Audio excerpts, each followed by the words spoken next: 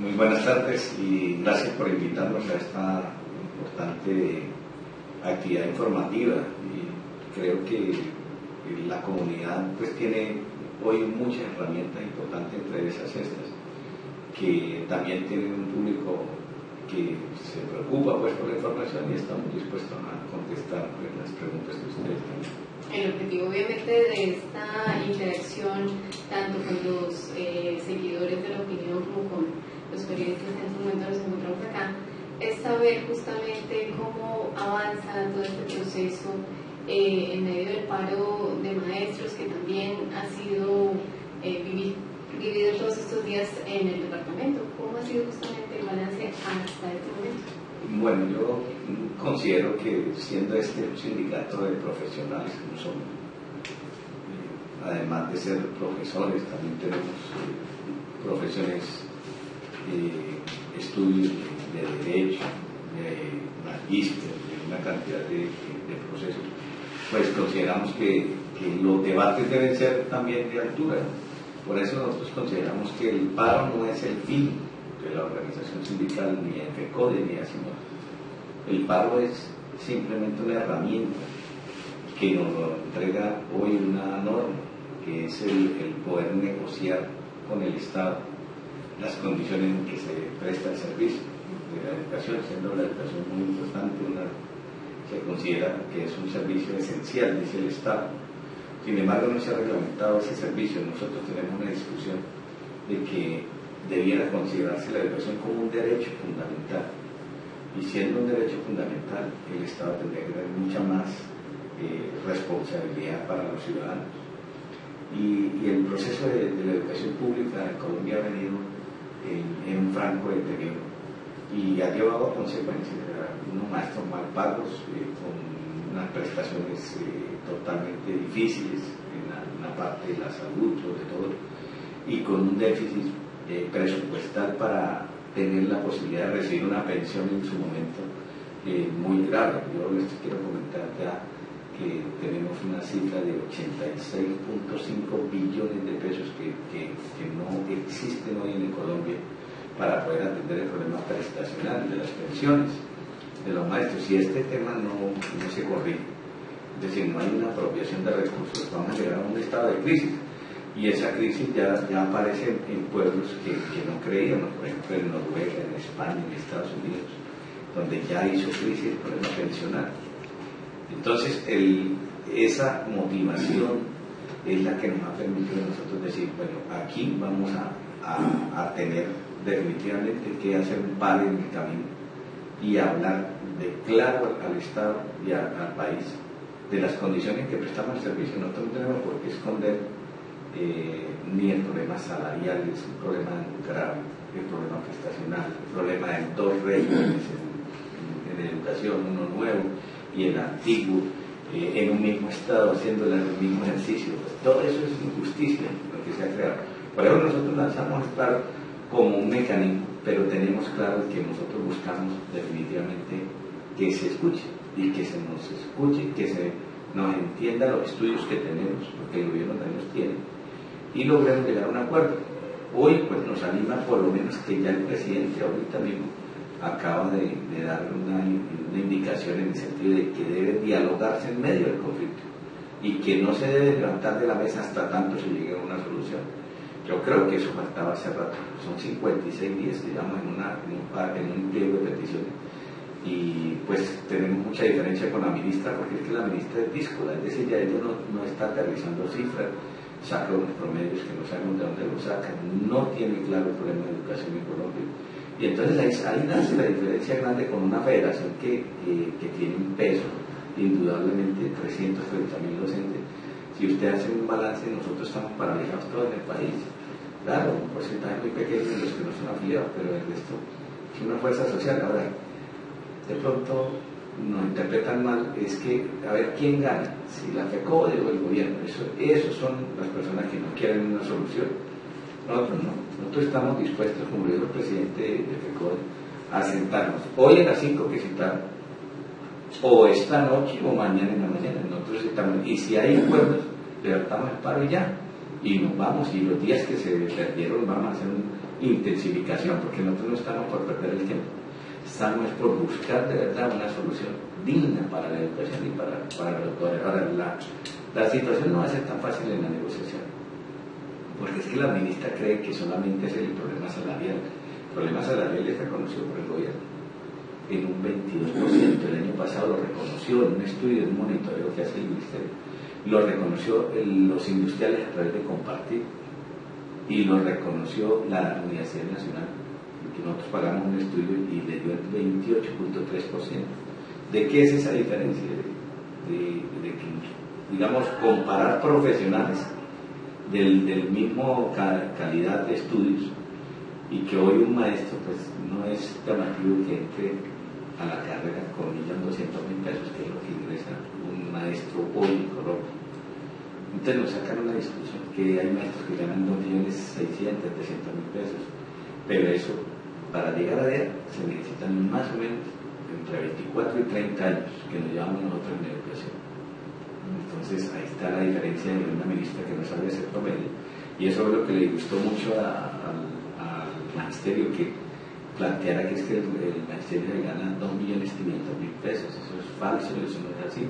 Tenemos más de 150.000 maestros de los 330 que están por el régimen 271, que solamente devengan entre 1.200.000 y 1.600.000 pesos, más o menos ese promedio. Entre sus primeras palabras escuché: el paro no es el fin para nosotros. No. Entonces, ¿por qué se aferran tanto a él, perjudicando a niños y papás? Porque realmente los niños pueden recuperar, pero los papás muchos han perdido su empleo porque hacen cuidando a los niños. Bueno, decimos ¿Por qué aferrarse al paro? El paro no es el fin, porque es un instrumento legal, está consagrado en la Constitución, artículo 39. Nosotros, agotados los términos que nos da el decreto, si no hay acuerdo, nos faculta constitucionalmente y legalmente para entrar en una situación de conflicto. Pero vuelvo a repetir, es que nosotros no estamos contra los niños. Nosotros, la razón de ser de nosotros son los niños, los jóvenes. Pero si hay que hacer un acto en el camino, perdemos unos días, pero ganamos todos, porque aquí vamos a buscar financiación para la educación. No estamos buscando solo salarios de los maestros, eso está demostrado. Un solo ejemplo: nosotros queremos la jornada única para que estén los niños más en la escuela, pero ¿cómo se va a hacer? Con las condiciones que hay hoy, no creo que sea posible. Entonces, este paro, de pronto sí hay una afectación, pero de fondo va a servir para que mejoremos todos, y ojalá salgamos muy pronto de esta situación de conflicto, haya una preocupación del Estado, porque es que nosotros sí compartimos lo que planteó el presidente. Es más, los maestros, de alguna u otra manera, tenemos una esperanza grande de que el Producto Interno Bruto de Colombia se destine una parte importante, estamos hablando del 7.5 del PIB para educación. Si se da esa posibilidad, va a haber una fluidez de recursos, y esa fluidez de recursos van a conllevar a mejorar la educación. Pero ¿de dónde los va a sacar el Estado? Si en el plan de desarrollo no los colocaron, no dijeron de dónde va a salir de los recursos. Esa es la discusión de fondo que tenemos. Si en el plan de desarrollo, que se debe aprobar en junio, nos colocan por lo menos una inversión presupuestal y dicen, bueno, los próximos años vamos a tener esta inversión. Así haya que hacer una reforma constitucional, porque recordemos que para educación está determinado por el artículo 356 y 357 de la Constitución, que dice cómo se debe pagar por niño, cómo se debe hacer las transferencias de recursos. Entonces, aparentemente perdemos con un paro, pero aquí vamos a ganar todos, porque los pobres de Colombia estamos en la educación pública. Los que tienen los recursos están en la educación privada y no les interesa mucho. Usted admite que el gobierno, que no se sabe de dónde va a sacar el gobierno, o sea, aquí tantos billones de puntos de PIB para pagar esos ustedes. Y ustedes creen que lo están, ¿de dónde quieren que lo saquen? Mire, es tan profundo el tema que por eso le decimos al gobierno que no haga propuestas que no puede cumplir. En la sola jornada única, con 2.700.000 niños y jóvenes que están en la jornada de la tarde, para poderlos poner en todo el día estudiando, se necesitan 3.200 megacolegios. Es fácil dividir 2.700.000 niños entre 3.200 colegios y nos va a dar un promedio de lo que podíamos asistir. Eso le vale al país 24 billones de pesos.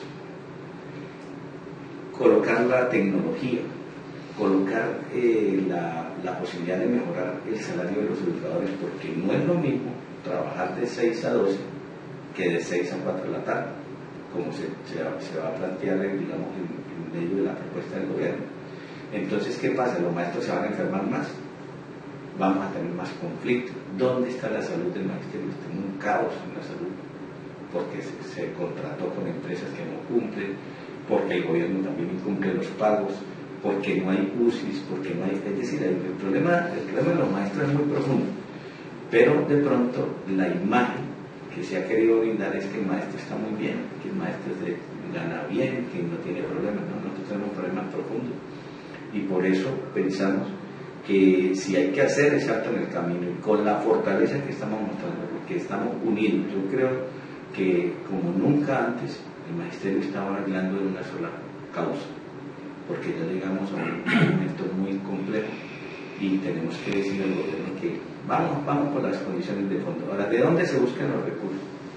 Bueno, si el gobierno invierte en otras cosas que no son las fundamentales en el país, pues ¿por qué no buscamos la manera de invertir en salud y educación, que son los renglones más importantes? Nosotros estamos con la paz y lo mostramos y apoyamos el gobierno en eso, pero tenemos una crítica. Bueno, si se negocia con ellos ahí armados, ¿por qué no negocia con los maestros? Que nosotros salimos con cacerolas, con motos como hoy, porque nosotros somos gente del pueblo. Nosotros negociamos con ideas, y entonces nos colocan a una ministra que le busca pleito al magisterio, que ella se levantó de la negociación. Nosotros queríamos negociar. El problema es que el gobierno dice negociar con los maestros ahorita, como si hay razones de peso, es costoso. ¿Por qué? Porque nosotros estamos pidiendo plata para nosotros, no para la educación pública. Si hay jornada, necesitamos 40 billones de pesos. ¿De dónde lo sacamos? Entonces le hemos dicho al gobierno, no levante esas banderas entonces, para no quedarle mal a la población, porque quedan en banderas totalmente mentirosas que no van a ser cumplidas. Aquí una jornada única que nos han colocado en unas sedes que no tienen ni siquiera baterías sanitarias, que no tienen un comedor. Los comedores donde están seleccionados están para 30, 40 niñitos, y le puedo dar algunos nombres, por ejemplo, del Colegio Simón Bolívar, del Colegio Pastrana Moreno, del Colegio Pablo Correa León, del Colegio de Vilén. Esas sedes pequeñas que hoy están comiendo 50 niñitos, 100 niños, tenemos que pasarlos a 500. Entonces, para que se pueda hacer eso, hay que hacer un comedor grande, hay que tener unos funcionarios que preparen bien los alimentos adecuados, hay que tener una utilería necesaria, y hay que tener una infraestructura, porque tener los niños desde las 8 de la mañana a 4 de la tarde, pongamos, es complejísimo. Y los maestros, y allí en ese caso sí estamos diciendo al gobierno, nosotros vamos a eso, pero nos pagan, así es sencillo, porque nosotros no vamos a hacer un esfuerzo de salud y de todo el día en el colegio por los mismos escasos 1.200.000 pesos que está ganando el magisterio. ¿Cuántos maestros conforman el ASINOR en este momento del departamento? ¿Y cuántos hay en Cúcuta? ¿Y esos maestros que tenemos sí son suficientes para la jornada única? Bueno, los maestros aquí en el norte de Santander que tenemos ampliados son 9.000. En Cúcuta, 4.300. ¿Sí?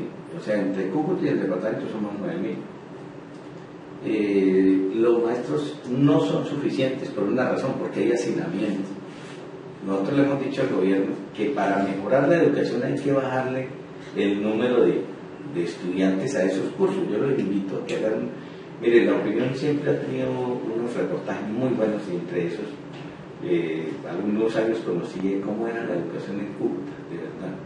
Entonces, miramos los cordones de miseria, hay cursos con 40 y 50 niñitos, mientras nos comparan con un país como Singapur, que es lo que está comparando la ministra, cuyos cursos son de 15 niñitos a 20 niños, con todas las garantías tecnológicas, con aire acondicionado, con absolutamente todo.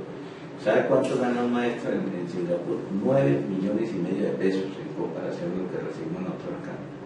Somos en toda Latinoamérica el país que menos recursos ganan los educadores. Entonces, uno dice, si usted quiere tener calidad, pues primero hay que elevar la calidad del ser humano, porque nadie te va a trabajar con el agrado si usted está viendo penuria en la casa, si no tiene servicios, si no tiene nada. Entonces, mejoremos la calidad de los maestros. Y seguro que vamos a poder, pero no solo a los maestros, sino mejoremos la calidad de los niños. Mire el problema economista, la pelea que tenemos también. Nosotros le hemos dicho, vamos a abrir el preescolar de 3 grados. Esas son una de las peticiones que tiene Record. Y ella está diciendo no hay sino un solo grado de preescolar cuando la norma, la ley nos permite que sean 3.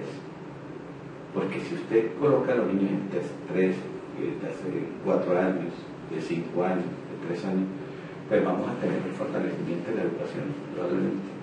Más allá de la pretensión salarial y de la pretensión en materia de salud, los docentes también están de alguna manera dispuestos o están peleando, pidiendo más bien profesionalización, están dispuestos a seguir capacitándose, a seguir profesionalizándose justamente para tratar de tener ese nivel de calidad que le urge a este país. Miren, somos desde toda la historia hemos querido capacitarnos, pero ¿cómo se capacita el maestro? Después lo invito a preguntar a cualquier maestro, nos ha correspondido del sueldo, capacitarnos, endeudarnos. Nosotros para poder obtener el estudio que tenemos fue a causa del sacrificio de la familia, porque nosotros tuvimos que pagar las matrículas. Nunca el Estado nos ha capacitado, nos hace unos cursos, pero nunca nos ha profesionalizado. Y ahí estamos diciendo en el pliego de peticiones, hagamos un plan de profesionalización. Estamos dispuestos a jugarnos los fines de semana cuando nos sirve, pero que ese título conduzca a mejorar también la posibilidad de ingresos de los docentes. Porque si usted obtiene una especialización, pues reconózcale a ese especialista o al magíster. Lo intenta hacer ahora con los maestros del 1278. Pero los maestros del 1278 tienen un régimen totalmente injusto, además porque los salarios son muy bajos. Tienen 3 tipos de evaluaciones. Al ingresar, lo están evaluando para poder ingresar a la carrera. Les dan un año de periodo de prueba, lo evalúan otra vez. Anualmente lo está evaluando el rector y nos colocaron una nueva evaluación que es la evaluación de competencias, que es la que estamos peleando ahorita. Entonces nos dicen, bueno, nosotros lo subimos de escalafón si usted pasa la prueba, son 80 puntos que hay que pasar, y el maestro nunca le capacita por parte del Estado para poder decir, bueno, por aquí es el lineamiento de las pruebas. Todo eso va condicionado a los recursos económicos. Entonces, en 13 años que llevamos del Estatuto Nuevo, solamente han pasado 30.000 maestros para mejorar un poquito el salario. Los demás no han podido pasar. Ese es lo que estamos diciendo, eso es injusto.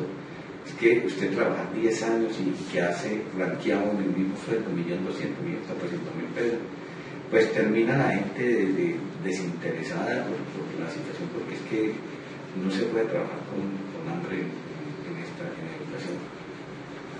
Bueno, en lo transcurrido de este año, el gobierno municipal y el gobierno nacional se han pasado en una discusión de culpas, de que usted se tiene la culpa, de que usted tiene la culpa de que no se hayan nombrado administrativos, de que usted tiene la culpa de que no se hayan nombrado senadores, que los colegios están sin seguridad. Para el Asinor, ¿quién tiene la culpa de todo este desbarajuste que ha habido en la educación este año en materia de personal que se requiere para los centros escolares? Buena pregunta también, mire, aquí el Estado debe ser uno solo, sea con la responsabilidad del municipio y la responsabilidad de la nación. La nación tiene responsabilidad, pero el municipio también tiene responsabilidad.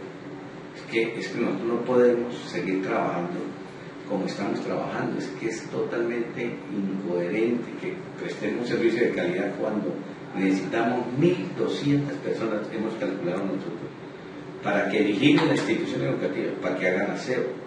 ¿Quién está haciendo el aseo hoy? Los niños. Los profesores abrimos la puerta, los coordinadores.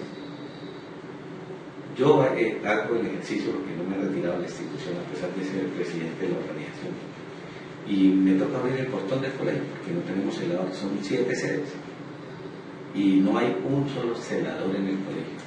Imagínese usted, si nosotros hacemos, digamos, un ejercicio de análisis, cómo podemos nosotros cuidar los bienes, cómo podemos asegurar las cosas en los colegios si no tenemos inversión. Si el gobierno nacional, en este caso es responsable porque le coloca un porcentaje muy pequeño para que nombre el personal administrativo, porcentaje de los recursos. Nosotros tenemos cerca de 240.000 millones de pesos para educación, es una cifra grande. Pero el porcentaje que da el gobierno para la administración es más o menos un 7.9%, que no alcanza para pagar los 409 administrativos que tenemos y ampliar el número de los que se requieren. Entonces, si no se puede por la nación, el municipio de Cúcuta anualmente debería colocar unas partidas para solucionar el problema de los administrativos, porque todos los años tenemos el mismo problema. Este año es la fecha, ya estamos el 4º mes, vamos para el 5º mes, no se ha nombrado ni contratado el personal. Yo estuve en el Consejo de Cúcuta observando el debate y nos parece que hay una ineficiencia de alguna manera del municipio en eso, porque de verdad que no hay como esa disposición. Si tenían 2.000 millones de pesos el año pasado, ¿por qué no contrataron por lo menos servicio y tuviéramos en enero arrancando con unas condiciones mejores? Es que los rectores, los coordinadores están trabajando con las uñas en los colegios. Todo eso es lo que hace causa de este paro, y yo creo que FECODE en esto está gastando en pelear porque se le dé una financiación adecuada de educación para que podamos salir del impasse. ¿Cuánto está pagando el gobierno por el servicio educativo de un estudiante de un colegio público?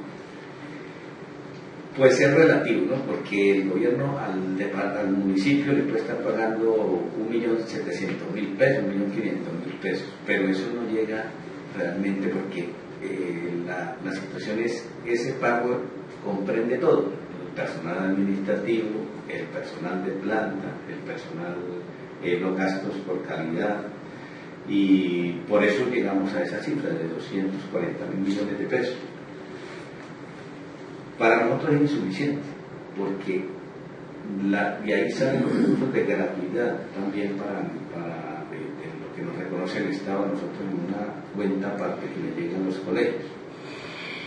Por un niño de transición más o menos debe estar ahorita como unos 70.000 pesos anuales que le llegan al colegio en forma directa.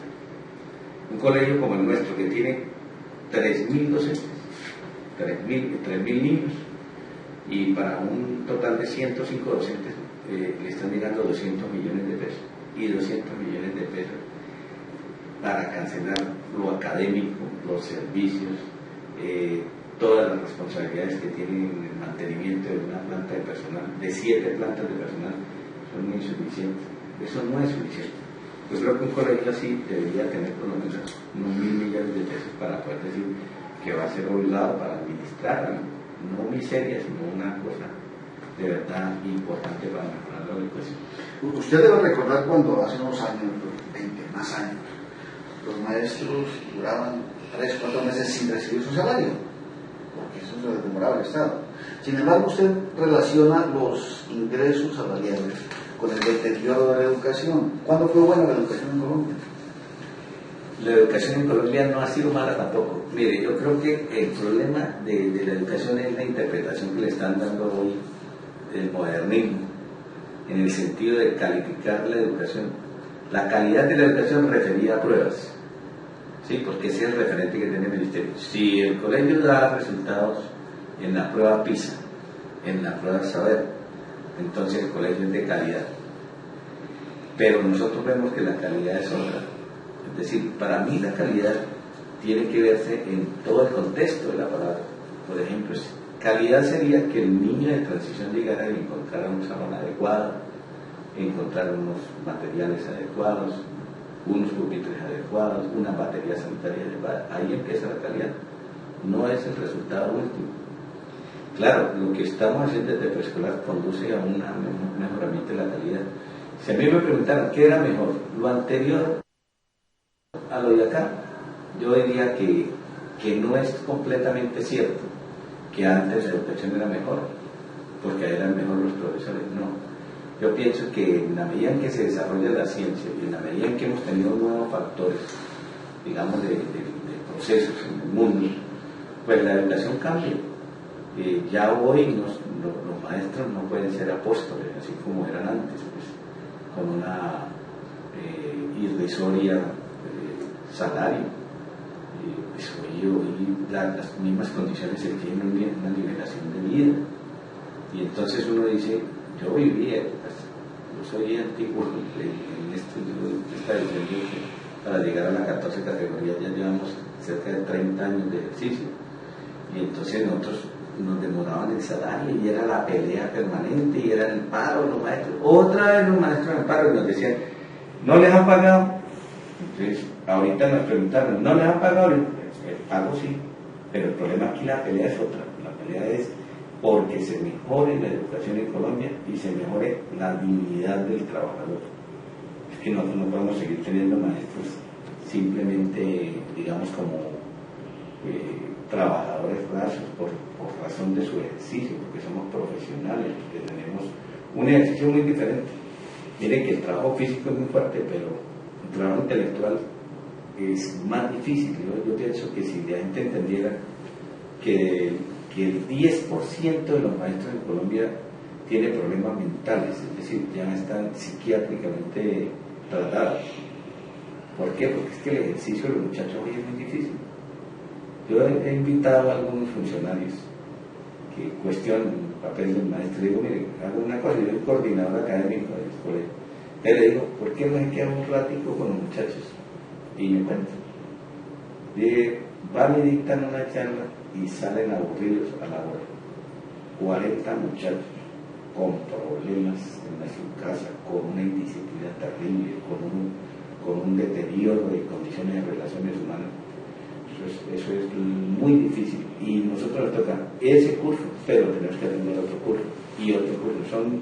Uno tiene que rotar de esas 22 horas semanales, tiene que rotar 6 o por lo menos 5 diarias con cursos de 50, 45, 40 muchachos, y eso cansa muchísimo. Eso es algo impresionante, la situación del ejercicio mental. Por eso el ejercicio del magisterio tiene algunas consideraciones que es las que no han entendido algunos y nos atacan. Que usted tiene más vacaciones, que usted trabaja si no sé cuántas horas al día, pero métase un ratico a un salón de clase, en ejercicio, de una charla, nada más una conferencia. No por la novedad, muchachos, sino para que usted poco a poco se entere. Es un ejercicio mentalmente muy exigente. Y lo otro es que nosotros quisiéramos que nos ayudaran los padres de familia para la calidad, que los muchachos llevaran las tareas, que los muchachos no consumieran drogas, que los muchachos no tuvieran problemas de pandillas. Todo eso existe, entonces nosotros toca atender todo ese proceso. Por eso yo creo que la educación para mí siempre en Colombia ha sido buena. Colombia ha sido buena en la educación. Es un reconocimiento que no se escuchaba. En estos momentos, ¿cuántos docentes están con problemas de amenazas en el departamento de Itú? Yo hice tuvimos una reunión con los organismos de seguridad y los organismos de seguridad nos planteaban que el nivel de denuncias que hay no corresponde a la realidad. El año pasado denunciamos cerca de, hablamos con autoridades, unos 300 maestros.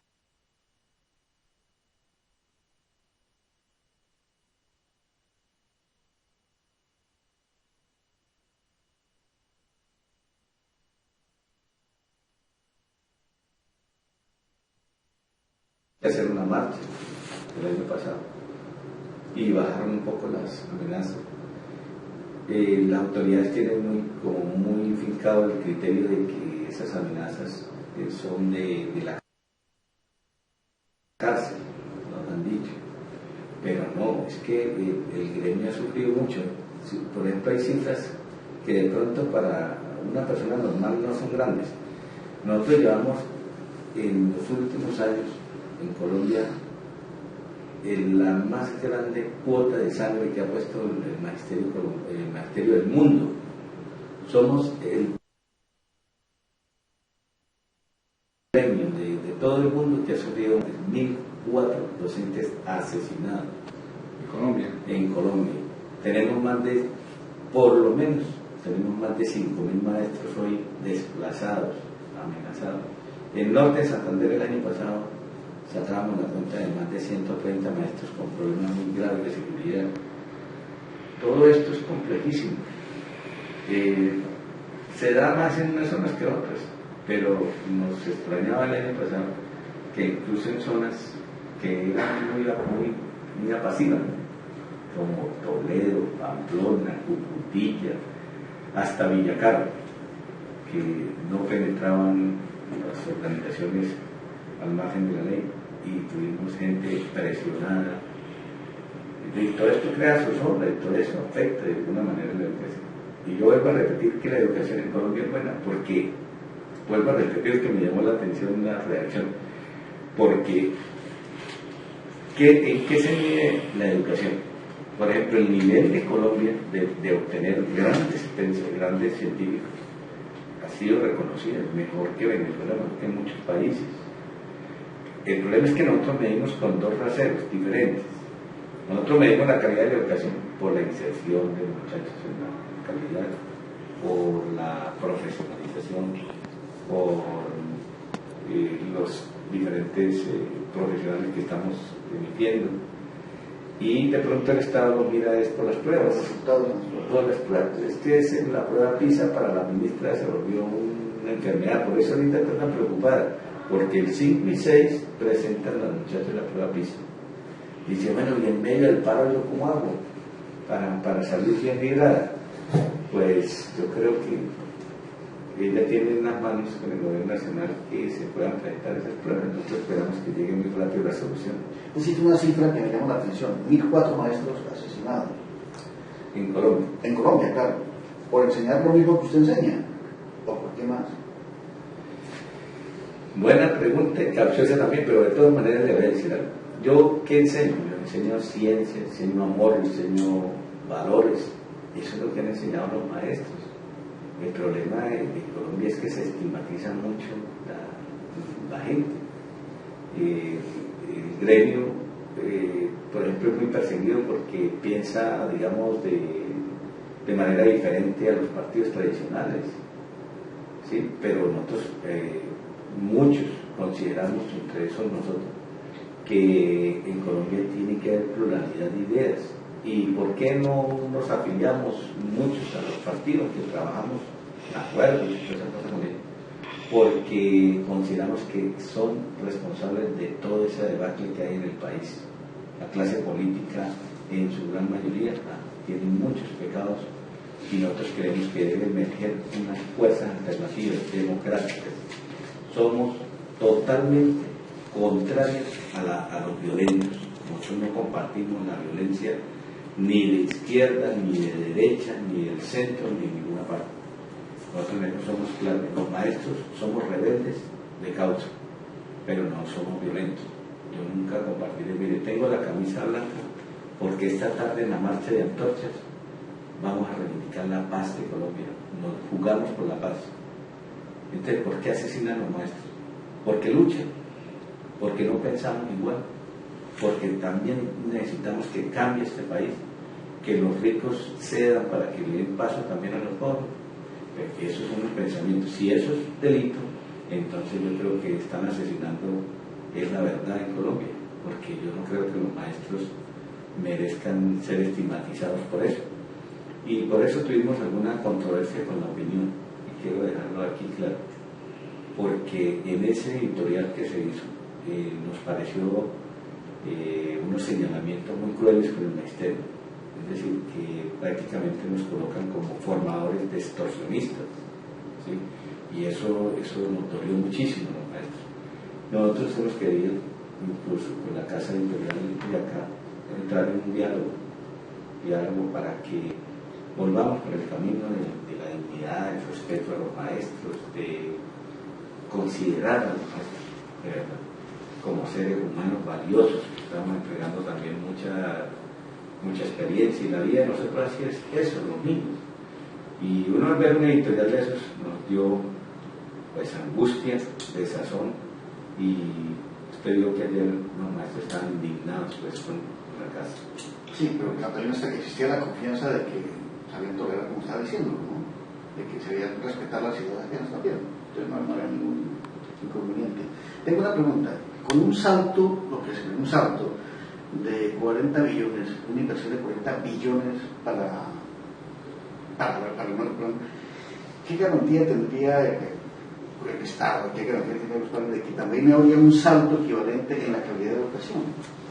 Yo estoy completamente de acuerdo, porque es que esos 40 billones de pesos, yo he calculado ahorita, en infraestructura solamente, 24 billones, en tecnología, y yo creo que en el magisterio ya con todo lo que se está equilibrando y todo, yo no creo que se vayan, digamos, 10 billones de pesos, digamos, en el marco de todo ese proyecto. Con eso yo creo que arrancamos bien, con un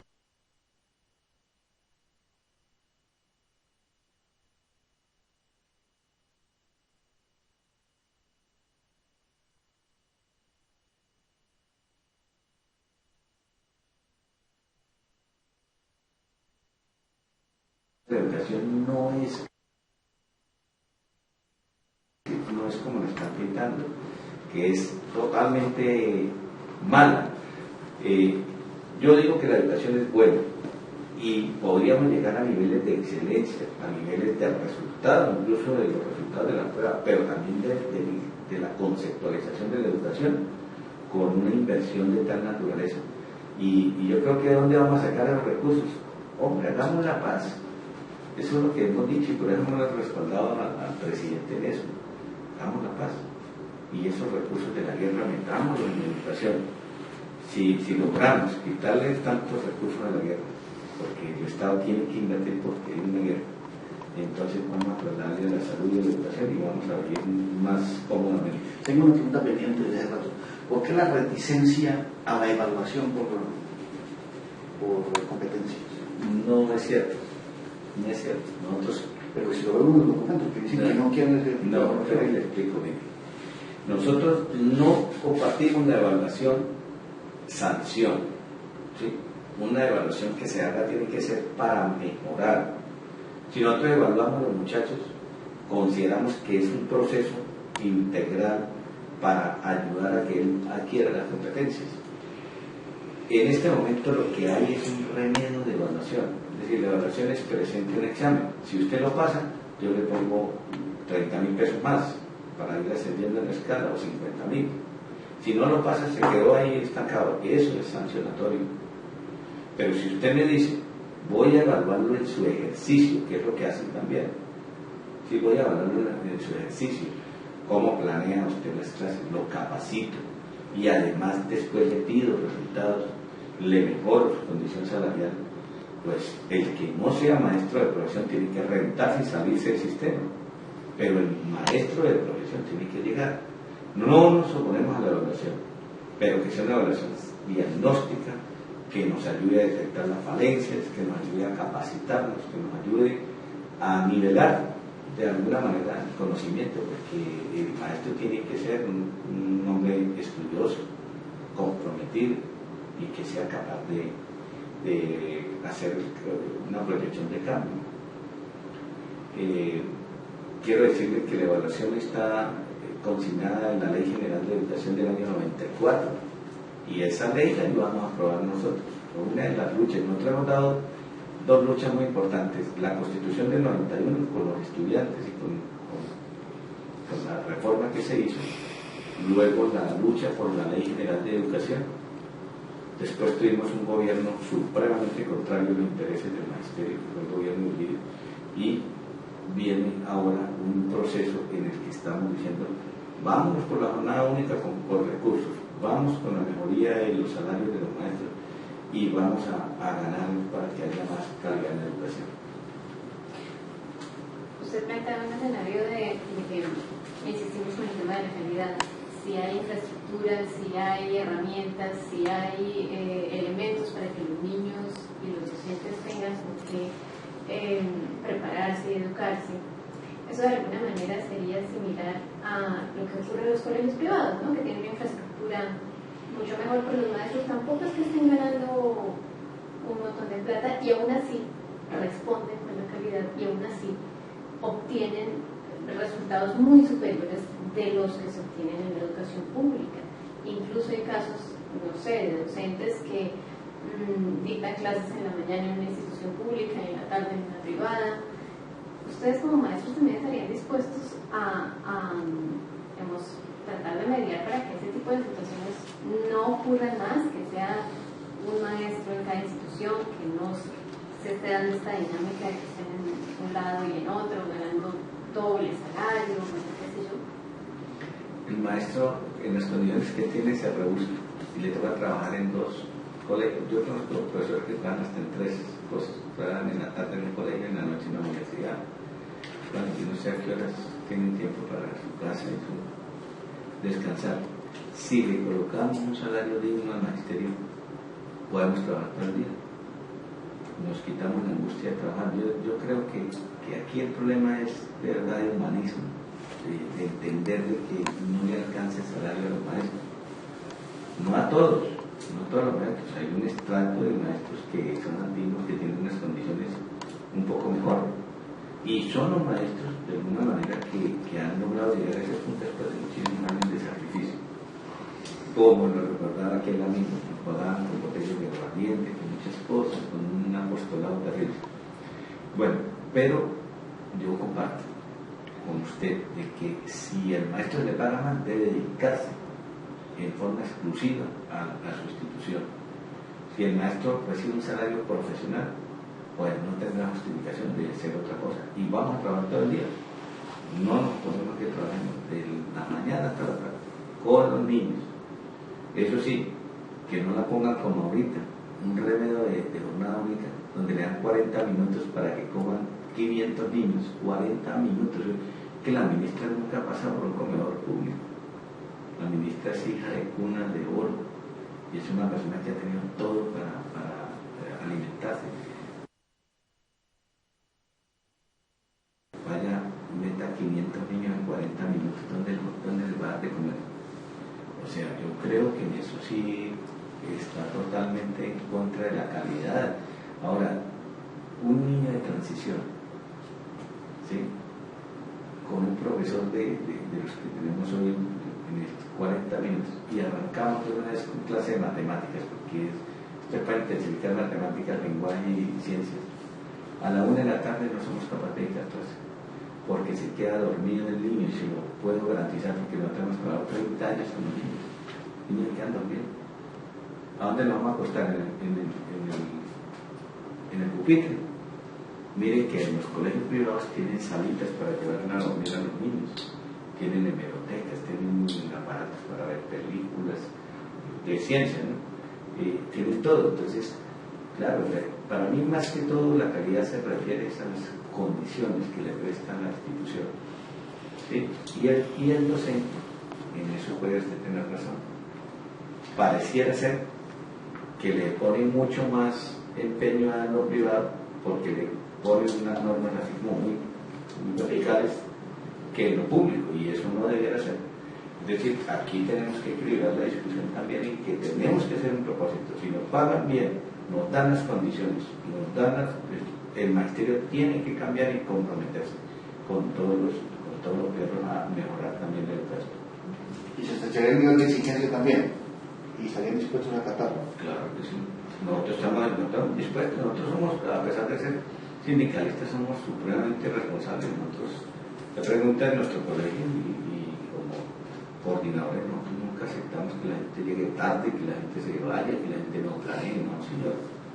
Nosotros estamos nombrados, tenemos responsabilidad y tenemos que hacerlo. Entiendo que el 68% de los maestros colombianos son mujeres. Casi más. Casi más, bueno, 70, digamos. ¿Por qué entre los 15 miembros del comité ejecutivo no hay una sola mujer entre CODE? Son de los procesos culturales importantes, porque Latinoamérica es así, desafortunadamente. Machista. Sí, es un criterio machista y la mujer hasta ahora está dando pasitos a avanzar en ese liderazgo.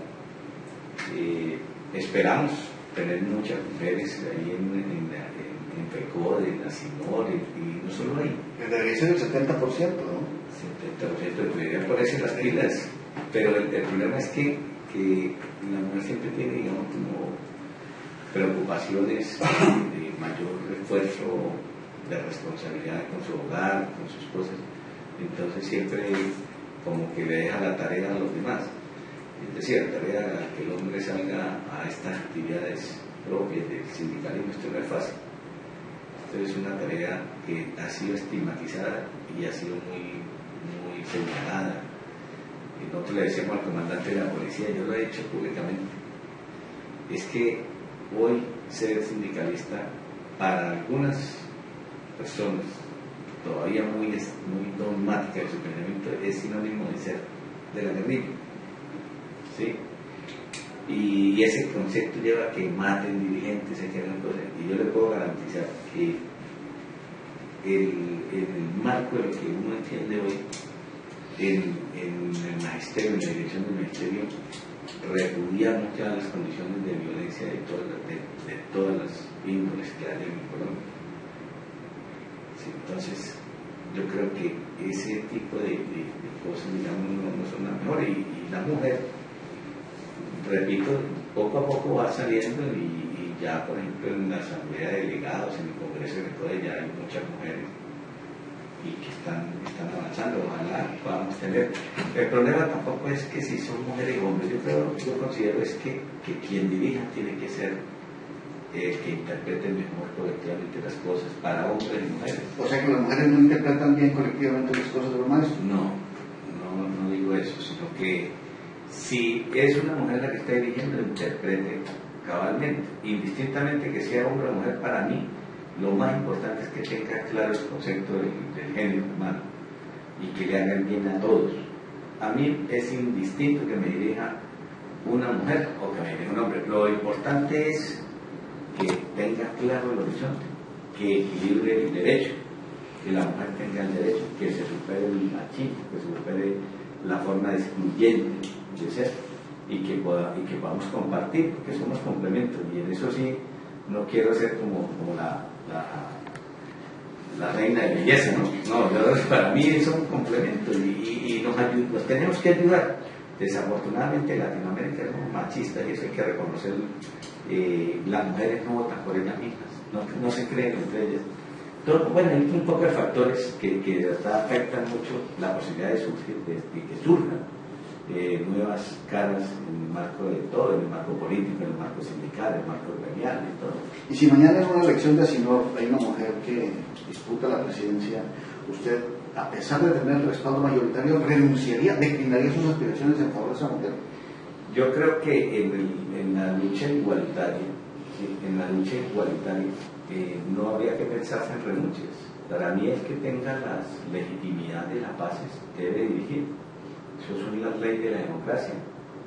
Y nosotros respaldamos en el anterior periodo a una mujer, a 2 periodos, estuvo Lilian Támara, presidenta de Asinor. Yo le ayudé mucho y me parecía, pues dentro de con todos los defectos que tenemos como seres humanos, pero ella dirigió muy bien y después venimos nosotros. Es decir, aquí no hemos hecho nunca exclusión porque pues hemos tratado. Ahorita hay una comisión que viene trabajando, que la respaldamos, que el día del 8 de mayo, que es el Día de la Mujer, lo celebramos, lo conmemoramos, la felicitamos, la adoramos a todas, porque la mujer hay que adorarla. Y también celebramos el Día de la No Violencia contra la Mujer, así no se compromete con que a la mujer hay que tratarla como el pétalo de una rosa y así hacemos nosotros. Ya no en Asinor, sino en FECODE. ¿No será que de pronto la presión de los partidos políticos de izquierda son los que impiden que la mujer llegue al comité ejecutivo? Porque se puede uno ver una publicación, creo que es del Tiempo, y encuentra que de los 15, 11 están comprometidos con partidos de izquierda. No, Yo pienso que es estigmatización. No, decir que tiene izquierda derecha no es de más. Por eso, para mí, no, pero para mí pienso que es estigmatización, porque de nada tendría que ver. Al contrario, yo pienso que el ser humano que piensa como de izquierda democrática tiene mucha más amplitud en el pensamiento que una persona que sea dogmática en un partido de esos, ya que no los cambia ni nadie. Es decir, que solamente es color el que sigue, ni siquiera hablamos de programas, no. Es porque yo soy así, soy de ese color y nací así, mi papá era así. Nosotros no, nosotros pensamos más ampliamente. Nos interesa que la persona sea, es como la pregunta que usted me hacía ahorita. Nosotros no nos interesa que sea conservador, liberal, comunista o democrático. Esto, si dirige, porque para nosotros lo importante es que lo haga bien, que lo haga para todos.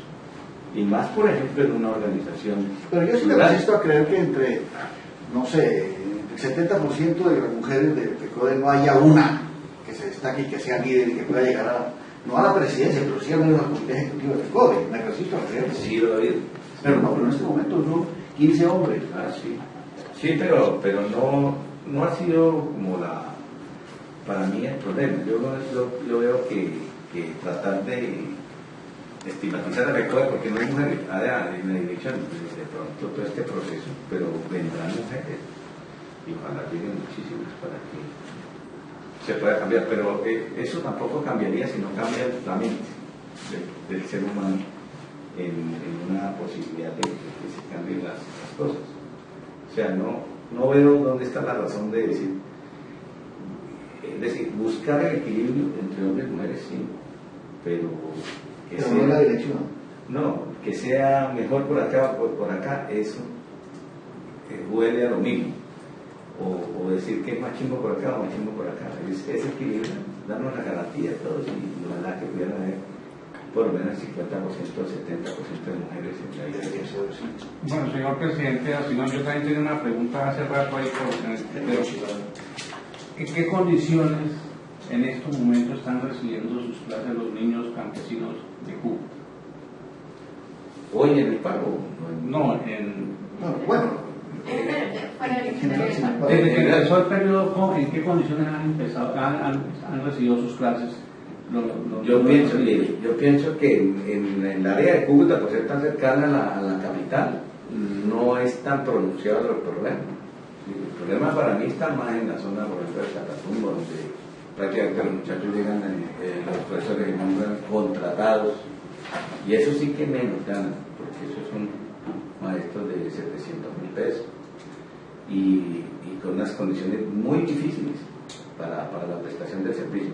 Pero siempre en lo rural es más difícil la cosa, es decir, la situación de infraestructura, las condiciones locativas, garantías para los rurales siempre ha sido más complejo en la educación en todo Colombia, no solo aquí, en todo Colombia, y le falta más apoyo del Estado a la educación rural en todo el sentido de la palabra.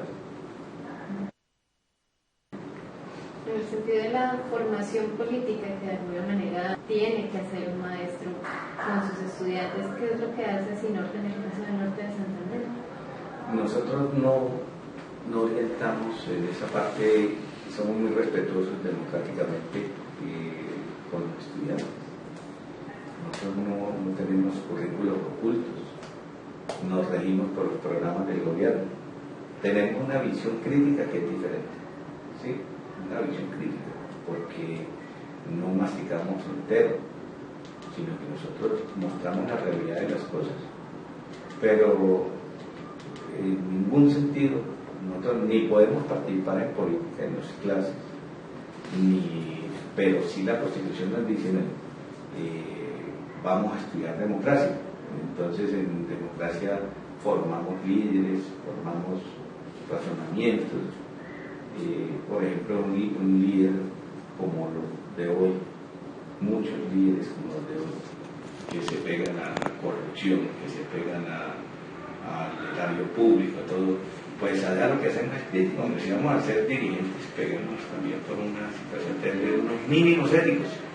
Nosotros no somos perfectos, los líderes no somos perfectos, de izquierda, de derecha, pero sí hay niveles de mayor transparencia en la gente que ha tenido que luchar como nosotros, que nos hemos forjado luchando. Yo fui diputado del Norte de Santander, yo fui diputado por los maestros, no fui por partidos, y hice un trabajo, trabajamos por dignificar a los docentes, hicimos nombrar 3.000 maestros en el año 95.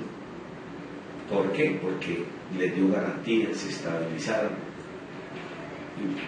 Y ahí uno puede decir que el paso de nosotros fue malo en la asamblea.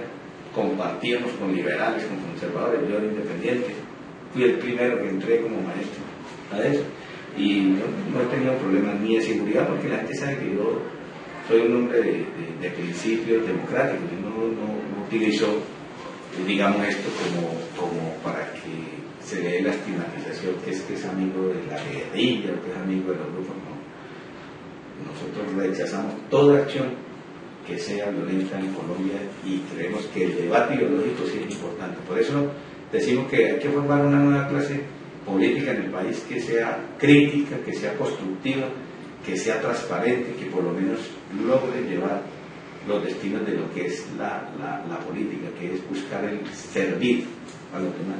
Esa visión crítica del maestro del que usted habla es una posición política, obviamente. Sí. Eso se trasluce en las clases.